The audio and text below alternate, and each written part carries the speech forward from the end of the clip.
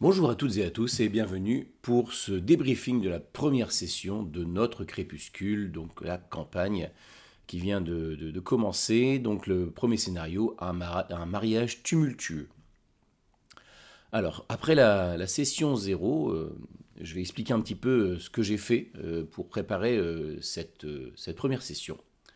Donc après la session 0, la première chose que j'ai faite, c'est reprendre un peu tous les éléments que les joueurs ont proposés, ont amenés dans leur personnage, pour commencer à les définir, à les décrire. Pour ça, le jeu, comme je l'avais expliqué précédemment lors du débrief du one-shot, le jeu propose à chaque fois une façon, donc il y a trois mots-clés, il y a des détails caractéristiques, un détail que l'on n'attendrait pas, et donc, ça, il y a des fiches dans le jeu qui permettent de faire ces choix-là. Et puis, on pose une question aussi auquel on doit amener une réponse. Et donc, pour les éléments qui n'étaient pas décrits, qui ne sont pas décrits dans le jeu, j'ai utilisé le même format pour détailler ces éléments. Donc, si on regarde un peu ce que ça donne, ici, si on s'approche un petit peu ici, donc on voit qu'il y a le serpent des destinées, l'esprit tempête, l'escarbille, le 13 bis impasse du détal, l'océan de Jewel, le tribunal, le sanctuaire des cendres, la forteresse aux géants, la cour lunaire, la confédération des rouillards, le cercle des sorcières, le registre des oubliés. Et en personnage, il y avait Astrid Stora, la demi-démone, Messiraconide de Châtillon-Barardieu, l'amant de la spirale, la concierge du 13 bis, et puis, il y a eu la lueur qui a été évoquée par le biais de l'escarbille, et puis donc le cornu avec son lien avec le sanctuaire des cendres. Donc voilà un petit peu les personnages qui étaient amenés lors de la création. Donc je me suis attelé à chacun de ces personnages. Donc là, par exemple, si je prends le sanctuaire, le 13 bis impasse du Dédale, hein, si on voit un petit peu plus près ce qui se passe. Donc ici, hôtel particulier labyrinthique de la spirale, les mots-clés c'est sanctuaire, lieu de passage urbain. Et donc j'ai noté donc les éléments qu'on avait définis, la concierge qui n'a pas de visage, le fait qu'il y ait plein de serpents partout, et donc j'ai choisi quelques éléments qui sont proposés dans le jeu. Un charme très britannique, un gang de racailles des interstices traînent à l'entrée, des tapisseries changent de motif et de couleur en fonction de l'humeur de la spirale. Un ou deux détails qu'on n'imaginerait pas contient des passages vers tous les sanctuaires actifs, les escaliers sont non euclidiens. Répondez à une de ces questions, qui est le ou la colocataire de la spirale. Et donc là, j'ai répondu le cornu, depuis la destruction de son sanctuaire. Donc voilà, donc ça c'est un choix qui est important pour la suite de la préparation. Je me suis dit que c'était pas trop gênant de ne pas en avoir parlé du tout, de ne pas avoir évoqué ça lors de la session 0, parce que justement la particularité de la spirale, c'est qu'elle est oublieuse. Donc ça me permet de lui créer une petite surprise et qu'elle découvre finalement qu'elle avait accepté le cornu comme colocataire. Donc ça, voilà, donc j'ai commencé à faire ça. Donc ça, c'était pour ceux qui étaient définis. Par exemple, le cornu, c'est pas un personnage qui est défini dans le livre. Donc j'ai appliqué un peu. Donc j'ai choisi donc en mots-clés sorcière, passionné, danseur. En caractéristique, il est membre de la cour lunaire. Il est petit, il a une tête de bouc, il porte un costume élégant. Et il est passionnément amoureux de la tuata. Ça, c'est quelque chose qui est un peu évoqué éventuellement dans les interstices du livre, cette relation avec la tuata. Et donc voilà, c'est pour ça que j'ai après intégré le personnage de la tuata. Et justement, dans le personnage de la tuata, qui lui est proposé dans le livre, il y a la question: que s'est-il passé la dernière fois qu'elle a vu le cornu? Et donc j'ai mis: il l'a demandé en mariage. Alors, comment on en arrive là? On en arrive là aussi parce que j'ai revu le tableau des préférences ici. Donc on a demandé donc, des émotions, on a demandé de la douceur, on a demandé aussi de la surprise. Et puis moi j'avais envie de m'amuser à interpréter des PNJ. Donc tout ça, c'est ça qui va me guider aussi dans mon choix de première intrigue. Le livre propose différentes intrigues qui sont classées en fonction, est-ce que ce sont des intrigues plutôt légères ou plutôt lourdes et difficiles. Donc il y a des intrigues avec 3 pierres blanches, 2 pierres blanches, une pierre blanche, 3 pierres noires.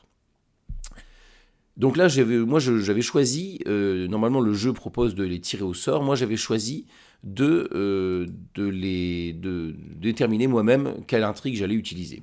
Et je voulais commencer par une intrigue avec 3 pierres blanches, justement pour installer plutôt une ambiance joyeuse, plutôt quelque chose de positif, qui est des moments aussi un peu de rire, peut-être de comédie, enfin des moments un peu plus légers pour commencer cette campagne. Je voulais pas commencer sur quelque chose de très lourd tout de suite.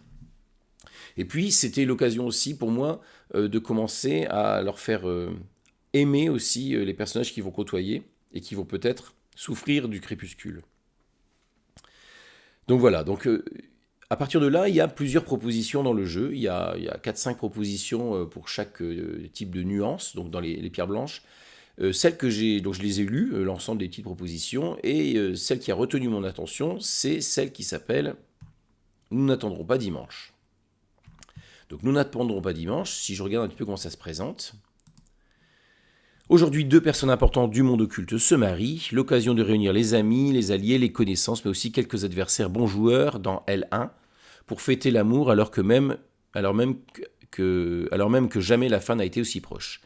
Qu'est-ce qui se passera sans accroche? Qu'est-ce qui déraillera? Qui sera là pour régler ses comptes? Que diable fera O1 parmi les cadeaux? Et note, il est tout à fait envisageable qu'une ou plusieurs des sorcières des joueuses comptent parmi les mariés, les témoins ou les officiants. Alors je voulais pas imposer de mariage par contre aux personnages, aux joueurs, hein, donc j'ai choisi donc de mettre en scène des PNJ, mais le L1 c'est un lieu que je dois choisir. J'ai regardé dans la liste des lieux qui étaient à ma disposition parmi ceux auxquels ils avaient porté une attention, et j'ai choisi donc de le faire dérouler justement dans le 13 bis impasse du Dédale 1, puisque c'est là que tout naturellement le cornu, vu qu'il habite, a décidé de célébrer son mariage et de demander à la spirale de l'aider. Donc là, ça m'a permis donc assez vite de définir que les 2 personnes importantes qui allaient se marier, c'était le cornu et la tuata. Ça se passerait donc dans le 13 bis impasse du Dédale. Et l'objet qui fera partie des cadeaux, bah c'est simple. Là, j'ai regardé un peu dans la liste des objets qui étaient repérés. Et pour l'instant, il n'y a que le registre des oubliés. Donc j'ai décidé effectivement de décider qu'un des convives amènerait ce registre en tant que cadeau pour les mariés. Donc voilà un petit peu comment remplir le canevas d'intrigue dans ce jeu. Ensuite, il a fallu que je réfléchisse un petit peu justement à ce personnage aussi du cornu. C'est une sorcière. Et donc, je voulais lui donner un petit peu du cachet. Donc, pour ça, je suis allé revoir aussi à quel arcane elle est liée, hein. Donc, le cornu, c'est l'arcane 15, c'est le diable hein, dans le tarot classique. Et donc, j'ai décidé d'en faire surtout quelqu'un de passionné. Hein, pour moi, le mot qui résume le plus le cornu, c'est sa passion. Une passion dévorante. C'est vraiment ça sur lequel j'ancre le personnage. Ensuite, la difficulté dans ce scénario, c'est que ça va être un scénario social. Et donc ça va être un scénario qui risque d'amener beaucoup de PNJ, il va y avoir beaucoup de PNJ à gérer, et beaucoup d'interactions aussi avec ces PNJ, donc ça demande une certaine organisation. Là, j'ai décidé, dans un mariage, il peut y avoir énormément de monde, et donc je pense que c'est très compliqué, je ne peux pas surcharger non plus les personnages, je veux qu'il puisse y avoir des interactions signifiantes. Et donc là, j'ai décidé de mettre le focus sur les différentes sorcières qui venaient à ce mariage. Hein, les sorcières sont des personnages un peu clés de ce monde, de notre crépuscule, et donc je voulais mettre en avant certaines des sorcières qu'au moins, dès le début, ils puissent avoir l'occasion de rencontrer les autres sorcières et de commencer à les cerner, à voir un petit peu comment chacune se positionne par rapport à ce qui est en train de se dérouler. Donc j'ai choisi, j'ai été hors de question que je fasse intervenir les 22 sorcières, donc déjà elles ne sont pas toutes encore vivantes, ou elles ne sont pas toutes présentes aussi, il n'y a pas forcément un appel pour chacune, le poste n'est pas forcément pourvu on va dire, et puis c'était trop de PNJ à gérer, donc je me suis focalisé sur quelques sorcières qui me semblaient intéressantes. J'ai pas hésité à réutiliser aussi les personnages pré-tirés du jeu, puisqu'il propose d'autres sorcières, comme par exemple Œil du Dragon ou Minuit, hein, qui sont des propositions des pré-tirés. Donc voilà, je me suis inspiré un petit peu de ces pré-tirés pour créer mes personnages non-joueurs. Et donc ensuite, il fallait un petit peu continuer à répondre un peu à ces questions, à ces interrogations sur sur le canevas. Dans le canevas, on dit qu'est-ce qui se passera sans accroche, qu'est-ce qui déraillera, qui sera là pour régler ses comptes. Donc très vite, j'avais vu qu'il y avait potentiellement, il pouvait y avoir un lien entre la tuata, hein, si on retourne voir un petit peu la tuata, il peut y avoir un lien avec, voilà, elle est présentée comme chanteuse, froide, hantée, dernière représentante d'un peuple mystique aujourd'hui disparu, peau bleue nuit constellée de points lumineux, austère et intense. Donc voilà, j'avais envie de la relier à l'esprit tempête, hein, un autre élément qui avait été introduit lors de la session 0. Et donc, voilà, donc, je me suis dit, tiens, qu'est-ce qui se passerait si un esprit tempête arrivait? Et puis c'est pareil, hein, je me suis dit, tiens, esprit tempête, c'est peut-être comme ça aussi que le sanctuaire du Cornu a été détruit. Donc voilà, j'ai essayé de tisser des liens, c'est un peu ce que conseille le jeu, hein. Il nous dit, le jeu nous recommande de tisser des liens entre les différents éléments qu'on utilise. Donc c'est ce que j'ai essayé de faire ici. Donc il y a également le fait d'impliquer les personnages directement, donc ce qu'on appelle nourrir les histoires d'intimité. Nourrir les histoires d'intimité, là je le fais en plaçant le mariage dans le sanctuaire de la spirale. Est-ce qu'elle est prête à sacrifier une partie, à mettre en danger son sanctuaire pour célébrer ce mariage? Jusqu'où est-ce qu'elle est prête à aller pour ça, quoi. Donc c'est ça qui est un petit peu en jeu aussi. Ou est-ce qu'elle est prête à sacrifier son amitié avec le Cornu? Est-ce qu'elle est prête à faire de la peine à la tuata? Donc voilà, il y avait un peu tout ça derrière aussi sur cette histoire d'intimité qui était en jeu. Donc au niveau de ce que demande le jeu, il demande aussi de tendre un fil. Donc tendre un fil, c'est-à-dire d'essayer de relier un petit peu tous les éléments, hein. Donc là, voilà, c'est ce que j'ai essayé de faire, de voir comment tous ces éléments pouvaient s'agencer les uns dans les autres.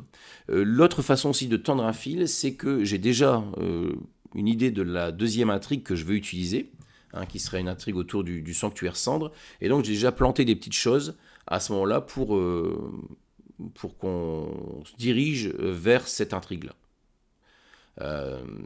Notamment, donc au niveau de la Confédération des Rouillards, il y avait, j'avais discuté avant la partie, j'avais demandé à Hamas, hein, de choisir entre deux choses qui avaient été mises au vote dans l'Assemblée des Rouillards, c'est-à-dire est-ce qu'ils avaient voté la reconstruction du sanctuaire des cendres ou la libération du dernier ange. Donc lui, il m'a dit que son personnage avait voté pour la reconstruction du sanctuaire. Donc j'ai décidé que c'était la motion qui avait été sélectionnée par la Confédération des Rouillards et que c'était ça qu'il devait porter devant les autres. Donc voilà, donc il était hors de question aussi d'utiliser tous les éléments qu'on avait proposés en session 0 dès cette première session. Je pense qu'il faut y aller tranquillement, amener les éléments les uns après les autres, commencer à poser les choses et que les joueurs puissent aussi prendre en main leur personnage et se construire aussi en relation avec les PNJ, avec les lieux, avec les objets qui sont proposés. Ce qui a été un peu difficile dans cette première session, c'est de faire chatoyer les interstices. Alors heureusement, je suis bien aidé par les joueurs qui amènent beaucoup de magie, de poésie aussi dans le jeu. Et puis le jeu lui-même, hein, il amène pas mal d'éléments qui sont déjà très poétiques. Et donc voilà, donc là pour moi ce chatoiement, cet aspect fantastique, il est présent surtout dans l'aspect un peu déroutant, changeant, perturbant de ce sanctuaire du 13 bis impasse du Dédale. Et puis, il y a la notion aussi d'annoncer le crépuscule. Donc là, je voulais le faire de façon très légère. Il y a déjà ce sanctuaire cendre, hein, qui est là, qui est perdu. Et puis, il y avait aussi la dégradation du sanctuaire, de la salle des miroirs là, du sanctuaire. Du 13 bis impasse des Dédales, hein, le fait que ça soit difficile à réparer, que ce soit compliqué.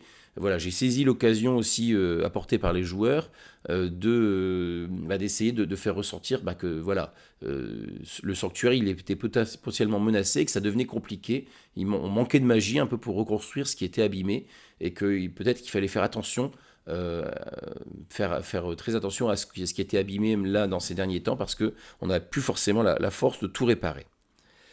Donc voilà un petit peu comment cette intrigue s'est construite. Et puis après, ben, voilà, il y a eu aussi les joueurs qui ont pu aussi interagir, qui ont pu porter leur intérêt sur les uns les autres. Donc voilà, j'en ai profité donc pour introduire aussi les différentes sorcières, hein, donc la lueur, la constellation, la tarasque, le miroir, silence, et la fontaine pour l'instant est restée très discrète, hein, je l'ai laissé un petit peu en marge pour l'instant. Voilà, donc c'était ainsi que j'ai construit cette première session. Donc je vous invite à découvrir la prochaine session qui aura lieu très bientôt, ainsi que voir un petit peu comment j'ai fait la jonction entre ces différentes parties de l'histoire. Je vous souhaite une bonne soirée et je vous dis à très bientôt.